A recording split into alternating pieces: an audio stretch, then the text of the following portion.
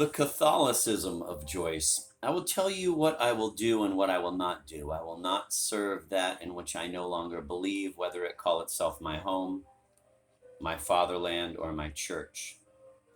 And I will try to express myself in some mode of life or art as freely as I can and as wholly as I can, using for my defense the only arms I allow myself to use: silence, exile, and cunning.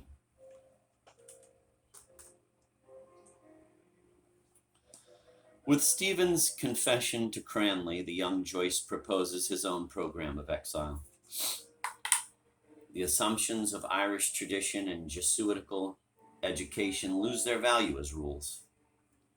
Thus, Joyce abandons the faith but not religious obsession. The presence of an orthodox past reemerges constantly in all of his work under the form of a personal mythology, and with a blasphemous fury that reveals its affective permanence. Critics have spoken a great deal of Joyce's Catholicism. The term appropriately reflects a mentality which rejects dogmatic substance and moral rules, yet conserves the exterior forms of a rational edifice and retains its instinctive fascination for rites and liturgical figurations. Evidently, we are dealing with a fascination a rebours. Speaking about Catholicism in connection with Joyce is a bit like speaking about filial love in connection with Oedipus and Jocasta.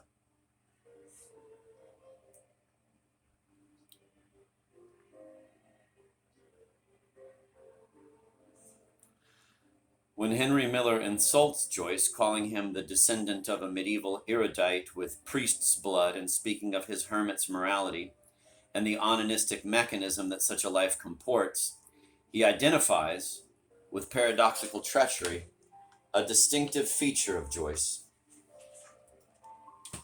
Similarly, when Valerie Larbaud remarks that a portrait is closer to Jesuitical casuistry than to French naturalism, he says nothing that the average reader has not already sensed.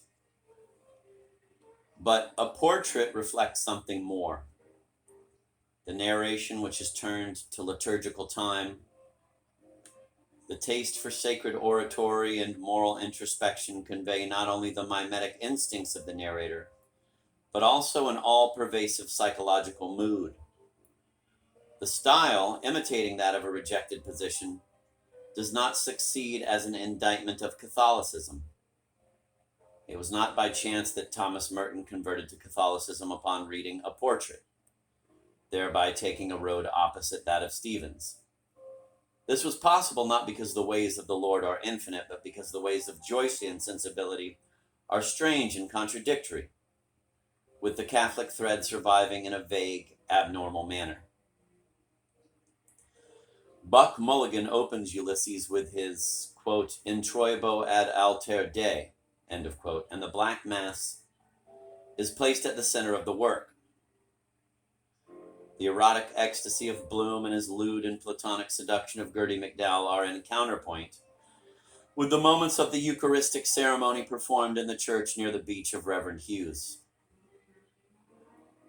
The macaronic Latin that appears at the end of Stephen Hero, which returns in A Portrait and appears here and there in Ulysses, reflects not only the speech patterns of the medieval vagants, but also the patterns of their conceptual thought. Like those who abandon a discipline but not its cultural baggage, with Joyce there remains the sense of a curse celebrated according to a liturgical ritual. Quote, come up you, fearful Jesuit, end of quote. Mulligan shouts to Stephen and later clarifies, quote, because you have the cursed Jesuit strain in you, only it's injected in the wrong way, end of quote. And in A Portrait, Cranley observes the curious fact that Stephen's mind is saturated with the religion that he supposedly rejects.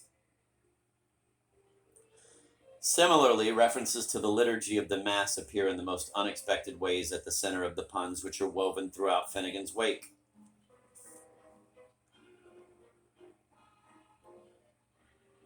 Inter elbow ad altaler Dennis, 336.02, per omnibus secular secularum, 81.08, miac culp, 344.31, Mias minimus colpads, 483.35. Crystal elation, Kyriel elation, 428.09. Sussum cordials, 453.26. Grassy asago, 252.13. Eat a missile lest, 456.18. Benny Dick hotfoots, on impudent stayers, 469.23. Here one can discern the pure taste for assonance and parody. In light of this ambivalent relationship with Catholicism, the two symbolic superstructures imposed upon Ulysses and Finnegan's Wake appear clearer. The triangle of Stephen, Bloom, Molly becomes the image of the Trinity. H.C. Earwicker acquires the symbolic role of the scapegoat, who assumes within himself the whole of humanity. Quote, here comes everybody, end of quote, fallen and saved by a resurrection.